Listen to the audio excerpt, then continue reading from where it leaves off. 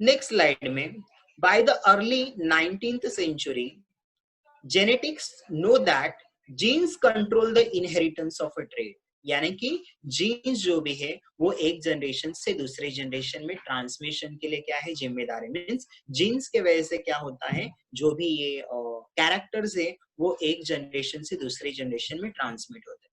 That genes are located on a chromosome, और ये jeans कहाँ पर प्रेजेंट है, क्रोमोसोम के अंदर, and that chemically compose are mainly composed of DNA and a protein. Now you can see in this diagram, अगर हम लोग ये क्रोमोसोम लेंगे हमारे सेल के अंदर, ये न्यूक्लिक एसिड न्यूक्लियस के अंदर यूकैरियोटिक सेल में अगर हम लोग क्रोमोसोम लेंगे, तो क्रोमोसोम को अगर हम लोग अनवाइंडिंग कर रहे हैं, इसको ओपन कर रहे हैं, तो इसके अंदर क्या होता है, इसके अंदर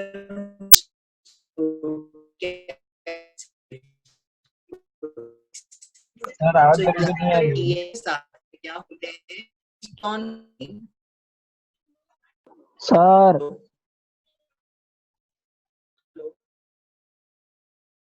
just a minute all of you. Hello, आवाज क्लियर है? हाँ अभी क्लियर है। एक मिनट। हेलो, हाँ क्लियर है सर। हाँ चेक तो करने तो मुझे। हाँ, कहाँ से ये आवाज खराब हुआ था, कौन सी स्लाइड से? और प्रकाश कैसे आ गया लेक्चर में? बीच में ही जैसे आता है, आते हैं बीच में ही जाता है। और सुमित्रा भी अभी आ गई। सर, खाना खा रहा था मैं। हाँ, मेरा टाइमिंग फिक्स होता है पता है ना, 2 बजे का लेक्चर का। सर खाना नहीं बनता है ना। खाना कैसे खा रहा था? थोड़ा पैर जल्दी से। खाने का। हाँ, so see all of you listen here. So हम लोग थे फर्स्ट पॉइंट जो कि हमने यहाँ पे क्लियर किया। So now we can see in this diagram, okay, see all of you listen here. So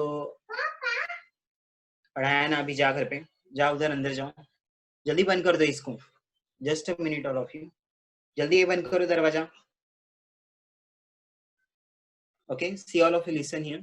So now you can see in this right side में there is a chromosome, and chromosome, if I am taking a eukaryotic chromosome, so eukaryotic chromosomes के अंदर binding के लिए क्या होते हैं, histone का protein, यानी कि हमारा जो जीन है या तो क्रोमोसोम है, दैट chromosome consist of DNA, that is deoxyribonucleic acid, as well as protein भी होता है। प्रोटीन यानी कौन सा प्रोटीन, हिस्टोन प्रोटीन, जो कि हमारे क्रोमोसोम को बाइंडिंग करता है।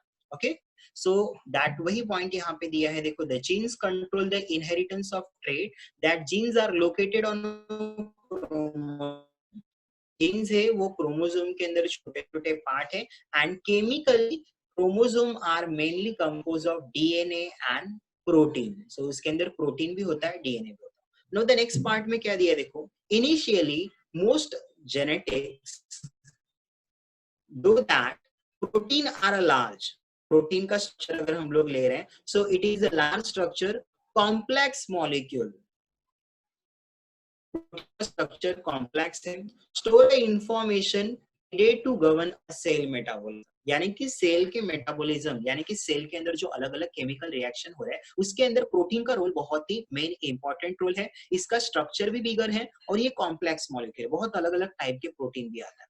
Hence it was assumed that, कुछ साइंटिस्ट के हिसाब से, hence it was assumed that protein causes a variation observe with in the species, यानी कि जो हम लोग अभी बोल रहे थे कि जीन के अंदर जो क्रोमोसोम के अंदर या तो किसी स्पीसीज के अंदर वेरिएशन, यानी कि कुछ अलग फॉर्म हो रहा है, तो वो फॉर्म कैसे होता है, तो हमने बोला है mutation, sudden change in nucleotide, यानी डीएनए में चेंज होगा तब होगा। लेकिन उस टाइम कुछ साइंटिस्ट का ऐसे भी बनना था कि क्रोमोसोम का स्ट्रक्चर तो स्मॉल है, और अगर हम लोग वैरायटी देखेंगे तो प्रोटीन के अंदर बहुत ज्यादा वैरायटी है, उसके स्ट्रक्चर है, कॉम्प्लेक्स मॉलिक्यूल है, तो मे बी प्रोटीन के वजह से भी वेरिएशन, जो भी अलग अलग चेंज होता है स्पीसीज में, वो प्रोटीन के वजह से भी हो सकता है, ऐसा अलग अलग साइंटिस्ट का मानना था उस टाइम।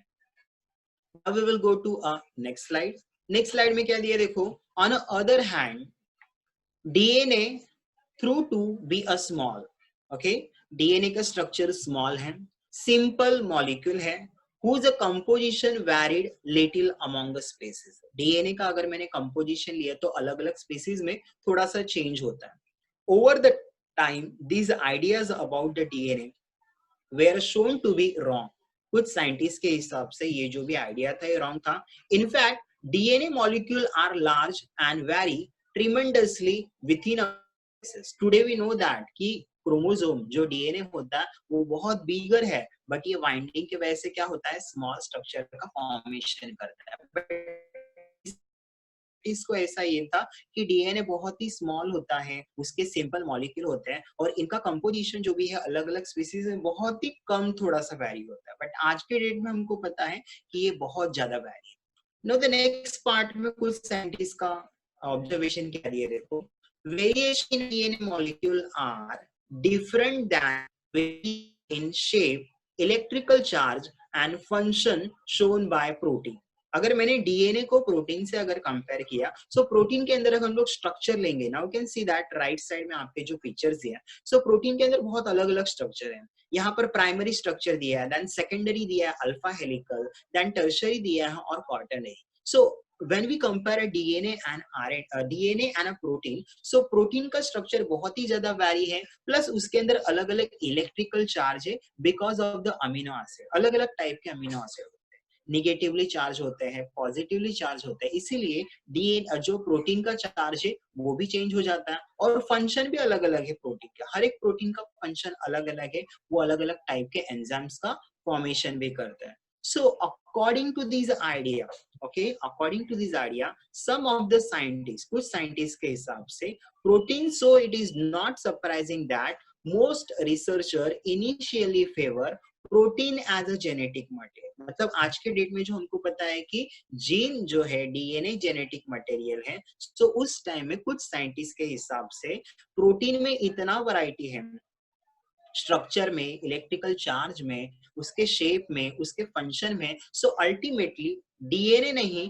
तो प्रोटीन भी जेनेटिक मटेरियल हो सकता है, ऐसे कुछ साइंटिस्ट का उस टाइम में मानना. But today we know that कि genes that is DNA is a genetic material. But ये 1918 के पहले, 19th सेंचुरी के पहले का ऐसा कुछ लोग. So this is all about this.